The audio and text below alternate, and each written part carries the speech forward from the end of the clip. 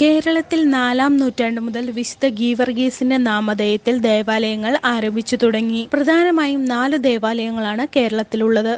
അരുവിത്തുറ, ഇടത്തുവ, ഇടപ്പിള്ളി, മുതലക്കുടം എന്നിവ. മുതലക്കുടം ദേവാലയത്തിന് 7 നൂറ്റാണ്ടുകളുടെ ചരിത്രമുണ്ട്. 1312 മുതലക്കുടം ദേവാലയം സ്ഥാപിതമായത്. മറ്റത്തിൽ മുത്തി എന്നറിയപ്പെടുന്ന സമ്പന്നയായ സ്ത്രീയാണ് മുതലക്കുടത്ത് തുടങ്ങിയ ആദ്യ ദേവാലയത്തിന്റെ നിർമ്മാണത്തിന് മുൻകൈ എടുത്തതും അതിന് ആവശ്യമായ സാമ്പത്തിക ചിലവ് വഹിച്ചതും. പല പ്രാവശ്യം ഈ ദേവാലയം പുതുക്കി പണിയുകയുണ്ടായി. ഇപ്പോഴുള്ള ദേവാലയത്തിന്റെ നിർമ്മാണം നടന്നത് 1973 ജാതിമത ഭേദമന്യേ കേരളത്തിലുടനീളമുള്ളവർ വിശുദ്ധന്റെ മാധ്യസ്ഥം തേടി എത്തിച്ചേരാറുണ്ട്. നാടിന്റെ ഏറ്റവും വലിയ ഉത്സവം വിശുദ്ധന്റെ തിരുനാളാണ്. ഏപ്രിൽ 21, 22, 23, 24 തീയതികളിലാണ് തിരുനാൾ ആഘോഷിക്കാറ്. ദേവാലയത്തിന്റെ പൗരാണികതയുടെ തെളിവായി 7 നൂറ്റാണ്ടുകാലം പഴക്കമുള്ള മറ്റത്തിൽ മുത്തിയുടെ കിണർ പള്ളിക്ക് സമീപം തന്നെയുണ്ട്. മുതലക്കുടം പള്ളിയിൽ പ്രതിഷ്ഠിച്ചിട്ടുള്ള മുത്തപ്പന്റെ രൂപം ഇന്ന് പ്രചാരത്തിലുള്ള രൂപങ്ങളിൽ നിന്നും വ്യത്യസ്തത ഉണർത്തുന്നതാണ്. ഇടതുവശത്തേക്ക് മുഖം തിരിഞ്ഞിരിക്കുന്നതും താടിയുള്ളതും വിദേശ നിർമ്മിതവും പാശ്ചാത്യ ചായയുള്ളതുമാണ് ഈ രൂപം. പള്ളിയുടെ മുൻവശത്ത് സ്ഥാപിച്ചിരിക്കുന്ന ഒറ്റക്കല്ലിൽ പണി കഴിപ്പിച്ച കൽക്കുരിശ്